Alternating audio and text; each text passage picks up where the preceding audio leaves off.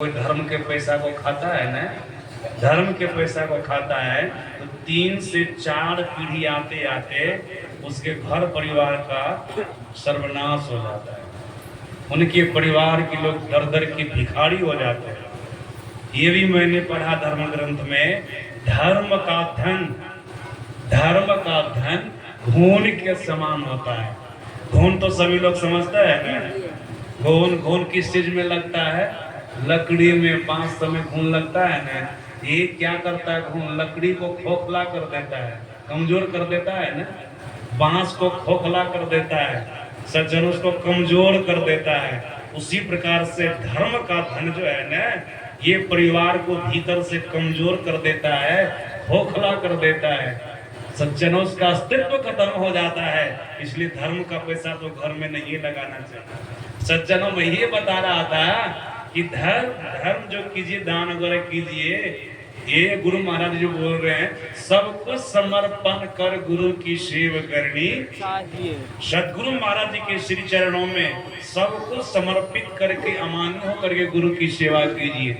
दादो दयाल जी महाराज अपने आश्रम में रहते थे, अपने गुरु जगजीवन साहब जी महाराज के लिए बोलते रहते थे, गुरुदेव तन भी तेरा, मन भी तेरा, धन भी तेरा, तेरा पिंड प्राण, इनवा सब कुछ समर्पण कर गुरु की सेवा करनी चाहिए। एक दिन जगजीवन साहब इस बात को सुन लिए तो बोले, दादू क्या बोल रहा था और किसके लिए बोल रहा था? सुना दिए गुरुदेव, ये बोल रहा था और आपके लिए बोल रहा था।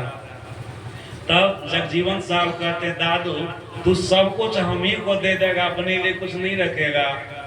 तो दादू दयाल जी महाराज ने कहा, गुरुदेव अपने लिए हम रख लिए हैं। जगजीवन साहब ने कहा, कहाँ तू रखा? तन दिया, मन दिया, धन दिया, पिंड प्राण सब कुछ दे दिया, तो अपने लिए रखा तो क्या रखा? दादू दयाल जी महाराज कहते, गुरुदेव जो रखा न वो बोलता नहीं, उसको छिपा करके रखा।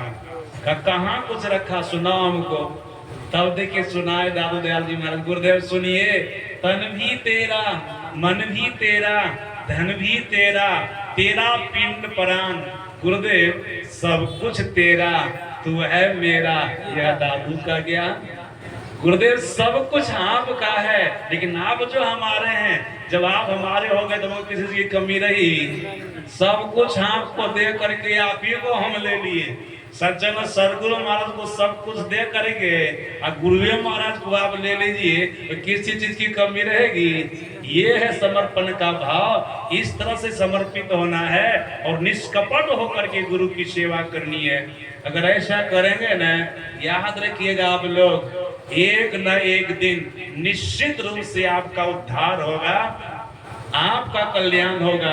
गोस्वामी तुलसीदास जी महाराज ने कहा, बिनु गुरु भवन दी तरह न कोई, जो विरंची शंकर श्याम कोई। गुरु महाराज की वाणी है, बिना गुरु की कृपा पाए नहीं जीवन धारा है। अगर निष्कपट होकर के सदगुरु की कृपा सेवा करेंगे, इनकी कृपा होगी तो आपका उद्धार हो जाएगा।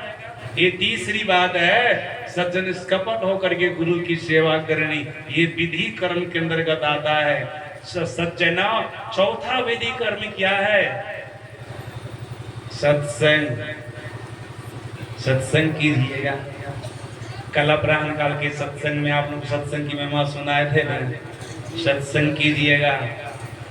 गर्ग संहिता में मैंने पढ़ा, भगवान श्री कृष्ण के पार्वती गुरु गर्गाचार्य जी महाराज से राजा वज्र नाम ने, मतलब भगवान कृष्ण के पोता ने प्रश्न किया कि गुरुदेव, अगर कोई मनुष्य अपने जीवन में सत्संग करता है तो उसको कौन सा फल मिलता है? भगवान के गुरु गर्गाचार्य जी महाराज बोल रहे हैं, ध्यान से सुनिएगा। एक ही दुखी का गुरु बोलते तो होता भी, लेकिन भगवान के गुरु बोल रहे हैं।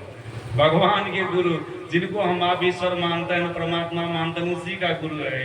क्या कह रहे हैं गर्गाचार्य जी महाराज? राजा वज्र नाम सुनो, गंगा पापं शशीतापं दिन्यम कल्पतरुर हरे, पापं तापं तथा दिन्यम सद्य साधु समागमा। गर्गाचार्य जी महाराज कहते, धर्म ग्रंथ ऐसा कहता है, महापुरुष ऐसे कहते हैं, अगर कोई पापी व्यक्ति गंगा में जाकर के स्नान करे, माता गंगा अपने जल से पापी के पाप को धो डालती है। गंगा पापन गंगा का काम है मनुष्य के किए हुए पाप को नष्ट कर देना। ये गर्गाचार्य जी महाराज बोल रहे हैं। फिर आगे क्या कहते हैं, शशि तापन, शास्त्रकारों का कहना है, महापुरुषों का कहना है, दिन में सूर्योदय होता है, सूर्य की तप्त किरणें संसार में फैलती है, ताप बढ़ जाता है, गर्मी बढ़ जाती है।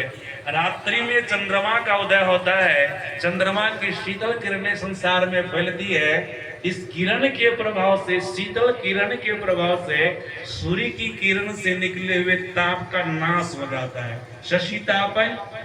फिर आगे कहते हैं, दैन्यम कल्प तरुर हरे, अगर कोई दरिद्र आदमी, कोई कंगाल आदमी कल्प वृक्ष के पास में चला जाता है और धन की कल्पना करता है, तो कल्प वृक्ष के प्रभाव से उनको धन हो जाता है, उसकी दरिद्री खत्म हो जाती है, उसकी कंगाली खत्म हो जाती है।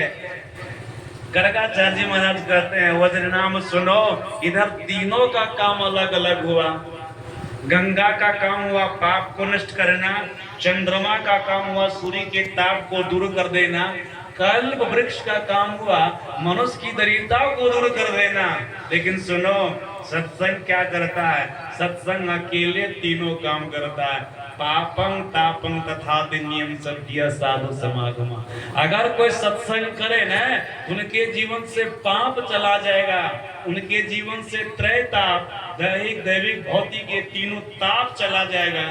जो तीन दुख माने जाते हैं, ये तीनों दुख उनके जीवन से चला जाएगा और उस मनुष्य के जीवन से दरिद्रता चली जाएगी, उस मनुष्य के जीवन से कंगाली चली जाएगी। अगर कोई सत्संग करे अपने जीवन में, याद रखिएगा, आपका पाप खत्म होगा, आपका त्रैताप खत्म होगा, आपका दारिद्र्य खत्म होगा सत्संग से। इसलिए सदगुरु महाराज कहते ये चौथा विधि कर्म है, इसको तू करो, तुम्हारे जीवन से पाप जाएगा, त्रैताप जाएगा, तुम्हारे जीवन से दारिद्र्य चला जाएगा। इसलिए सत्संग करना चाहिए। सज्जना, पाप रहेगा तो नरक में जाइएगा, आपका जीवन दुखी रहेगा।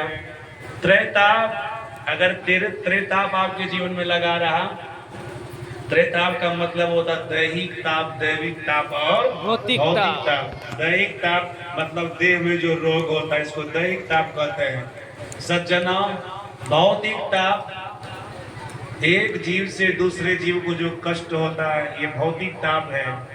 और दैविक ताप, अकस्मात कोई घटना घट जाती है, शरीर पर वज्र गिर जाता है, किसी को ठनका गिर जाता है, गाड़ी से जाते हैं, एक्सीडेंट हो जाता है, लोग मर जाते हैं, ये सब दैविक ताप है। याद रखिएगा, यहाँ पर भगवान के गुरु बोल रहे हैं, सत्संग करने वाले के जीवन से ये सब ताप खत्म हो जाएगा। ये सब का ताप खत्म, पाप खत्म होगा, त्रैताप खत्म होगा और जीवन से दरिद्री भी चली जाएगी। बहुत ऐसे सत्संगी हम लोगों को मिलते हैं, वो कहते हैं कि बाबा पहले हम दाने दाने के मोहताज थे, जब से सदगुरु महाराज जी की शरण में आकर के सत्संग करना प्रारंभ किए न, अब हमारे जीवन में दरिद्री नहीं है। ये तो सत्संग का प्रभाव है, सत्संग करना चाहिए। ये चौथा विधि कर्म है। सज्जनों, पांचवा विधि कर्म क्या है? ध्यान।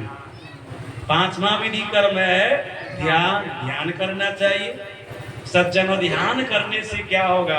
हम लोगों के सदगुरु महाराज जी ने कहने की कृपा की है, संसार के प्रत्येक प्राणी काल के मुंह में पड़ा हुआ है। अगर काल के मुंह में रह करके अपने शरीर का परित्याग करेगा तो सीधे नरक में जाएगा। उनको नरक में जाने से कोई नहीं बचा सकेगा। सज्जनों, आप कहेंगे हम लोग काल के मुंह में कहाँ हैं? काल को पहले समझना ना पड़ेगा। सदगुरु महाराज जी ने काल को समझाया। सदगुरु महाराज जी ने कहा, काल किसको कहते हैं जी? काल कहते हैं समय को। हम आप समय के अंदर हैं कि नहीं? हम आपका जन्म हुआ तब भी समय था, इतने समय तक जिए तब भी समय के अंदर जिए, और अभी भी समय है कि नहीं? समय से बाहर कोई है? समय को ही काल कहते हैं। सज्जनों, जैसे माता गंगा जल के रूप में रहती है, जरूरत पड़ता है न तो शरीर धारण कर लेती है, उसी प्रकार से काल समय के रूप में रहता है। जब उसको जरूरत पड़ता है कि फलाने व्यक्ति को फलाना रूप बना करके मारना है, वैसा रूप बना करके उसको खत्म कर देते हैं, उसको मार देते हैं। इसको काल, इस तरह से काल को समझिए। हम प्रत्येक व्यक्ति काल के मुंह में पड़े हुए हैं। लेकिन सदगुरु महाराज जी ने कहा, जो व्यक्ति अपने जीवन में ध्यान करेगा, किसका ध्यान करेगा? परमात्मा का ध्यान करेगा। संत मत के जितने सत्संगी है ना, सज्जन, चार साधनों से ध्यान करता है। मानस जप, मानस ध्यान, दृष्टि साधन, नाम साधन, चार साधनों से ध्यान करता है। किसका करता है ध्यान? परमात्मा का करता है। ईश्वर का ध्यान करता है। ईश्वर का ध्यान है, परमात्मा का ध्यान है। सज्जन, जो परमात्मा का ध्यान करेगा, सदगुरु महाराज जी कहते हैं, वो जीव अपने आप को काल के मुंह से निकाल लेगा। गुरु महाराज जी की वाणी में है न, माग भोता बाग काल के मुख पड़ो है बावरे, होश कर चेतो सवेरे बचो ध्यान के बावरे। काल मुख से मुखी भागो, ध्यान केवल भाई रे, ऐसो अवसर खोइयो तो रोइयो पछताई रे। इसलिए इस अवसर को खोना नहीं है। सज्जन, ये 5 विधि कर्म है। एक सर्वेश्वर पर सर्व विश्वास, पूर्ण भरोसा, उसकी प्राप्ति अपने अंदर में इसका दृढ़ निश्चय रखना, सदगुरु की निष्कपट सेवा, सत्संग और दृढ़ ध्यानाभ्यास। अगर ये करते हैं ना, ये 5 विधि कर्म है, इनको करने से आपके द्वारा सारे सत्कर्म हो जाएंगे। ईश्वर परमात्मा की भक्ति भी हो जाएगी। सज्जनों, सत्संग करना, ध्यान करना क्या भक्ति न करना है? ये भक्ति भी हो जाएगी, सत्कर्म भी हो जाएगा। सज्जनों, जो ऐसे व्यक्ति होंगे 5 प्रकार के विधि कर्मों को करने वाले होंगे, जल्दी गलत कर्म करेंगे। जहां तक बन सकेगा शुभ कर्म करेंगे, दान पुण्य करेंगे, तीर्थ पर जो भी है सत्कर्म उसको करेंगे, लेकिन गलत कर्म नहीं करेंगे। अपने आप को गलत कर्म से बचा करके रखेंगे। शास्त्र के माध्यम से महापुरुषों ने जितने सत्कर्मों का वर्णन किया, सारा सत्कर्म इनके द्वारा होगा। और ये 5